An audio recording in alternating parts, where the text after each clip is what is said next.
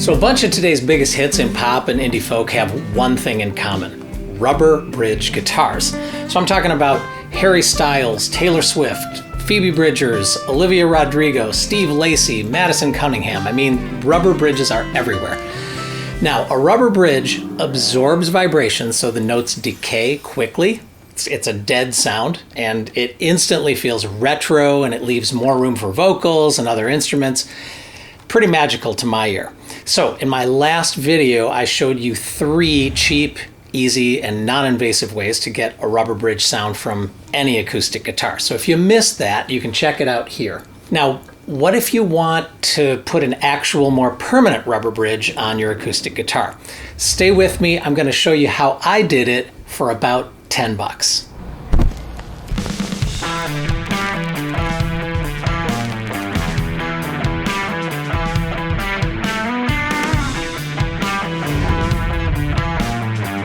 So the godfather of rubber bridges is Reuben Cox at Old Style Guitars in Los Angeles. And he usually puts rubber bridges on funky old acoustic guitars that have floating bridges. Now this 1958 Stella H929 just happens to have a floating bridge. So it's the one I'm going to modify.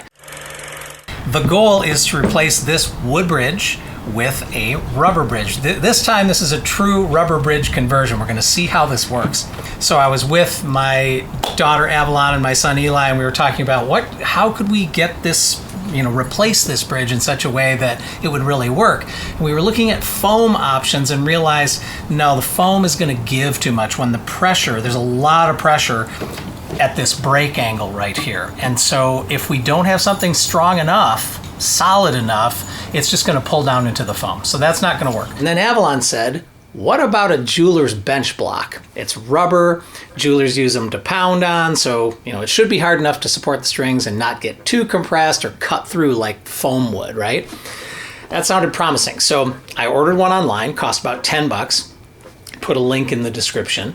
It's this 4x4 inch piece of quite hard rubber. We're going to see if this is too hard. We don't know until we try it. So this is all gerrymandered. I'm taking a miter box, which really doesn't even fit the jeweler's block. Avalon said, hey, unscrew it a little bit. Let's fit it in there. So that's what we're doing. Measuring this, the height of that is about 11 millimeters. I'm cutting this one to about 13 millimeters. I want to have a little too much rather than not enough. And the idea then is if I need to sand it down, no problem.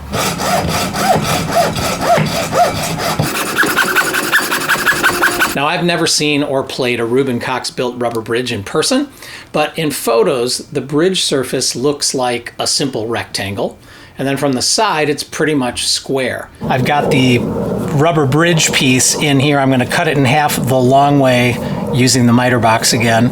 I'm sort of breaking all the rules here. Instead of using a standard miter box saw, I'm just using a hacksaw because it's much more precise. It was like this. I cut through it once, that pulled off a piece, and then cut through it again lengthwise, and now I have these 2 perfect pieces of rubber. I can make 2 bridges out of that. So this one block is enough rubber to make multiple bridges, depending on the distance from the guitar's top up to the strings. I mean, on this Stella, it's only 11 millimeters, so I could actually get 20 bridges out of this one block. My next step is going to be to take the original bridge that's on the Stella, and I'm going to mark exactly where the strings need to pass through the rubber bridge. And then I'm going to use a handy dandy set of nut files, which are also bridge files, and we are going to make some nice grooves for the strings to go through. Main reason I need to do that, let me show you on this guitar. You'll see the way this trapeze tailpiece is positioned in such a way that the low E and the high E have to actually come out. And so those slots are critical because they're going to actually hold the string in place so that it is positioned correctly along the neck. If I don't cut slots, those strings are just going to come inward from both sides. Not going to work. I'm not sure how the rubber bridge is going to behave. And so I want to take the sharpest edge and figure that that's where the string distance from the bridge point right here, the saddle, straight out to the nut. To keep that the same, I think what I'm going to do is try positioning this same angle as the original bridge. I don't know if you can see that very well, but at the same angle, but have it so that the string breaks free of this saddle / bridge right at that same spot. We'll see how that works for intonation. I might have to adjust it after.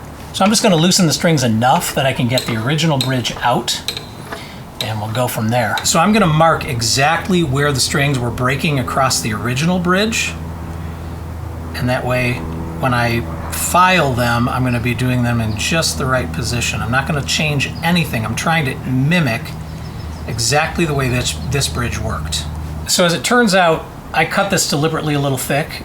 Before I do any sanding off the bottom, what I'm going to try to do is notch these kind of deep, with the idea that if the string is passing through a deep rubber channel, it's probably going to deaden it, and that's our whole purpose.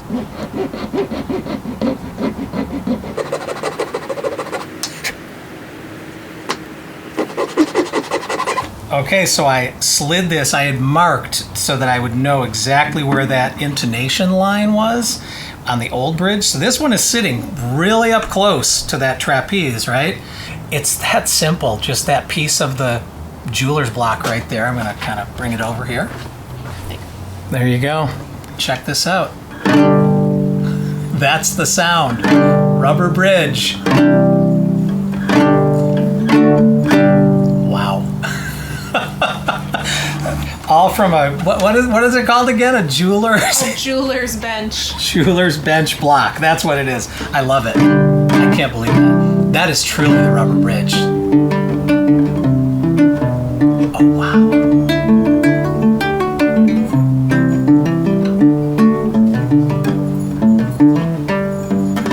It's like you just walked back into the 1930s.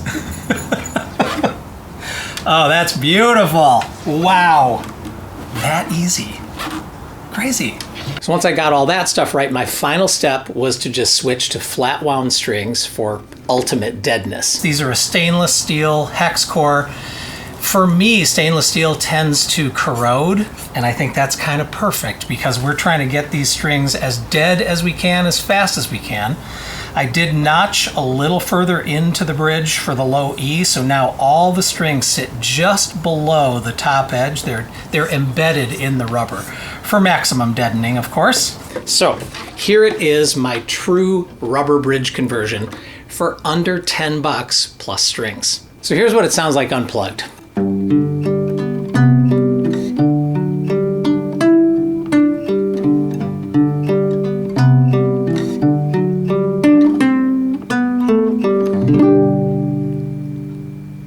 Now I'm going to play it through this Bill Lawrence A300 pickup. It's plugged into my audio interface, and then through a tremolo pedal and a compressor and vintage reverb.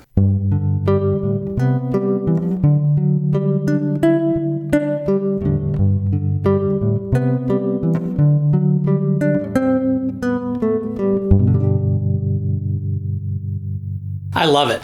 So I'm planning to leave this Stella in rubber bridge mode most of the time. This action is still just a little high, so I might shave the bridge down a bit more, but it's really close. And the sweet thing is I marked where the original bridge sat, so I can switch back anytime I want. All I have to do is loosen the strings and then swap out the bridge. All right, before I go, let's compare the tone of this real rubber bridge to the 3 options that we discovered last week.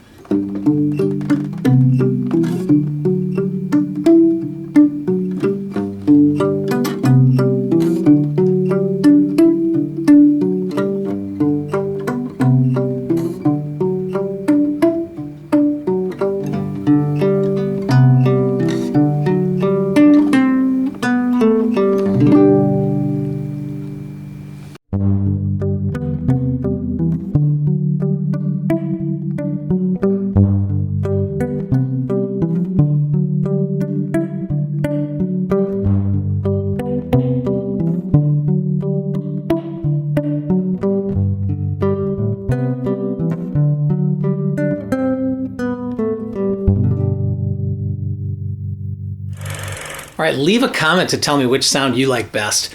Don't forget to visit guitardiscoveries.com. You're going to discover almost 200 videos about rubber bridges, strings, and picks, and other guitars, and tips and accessories.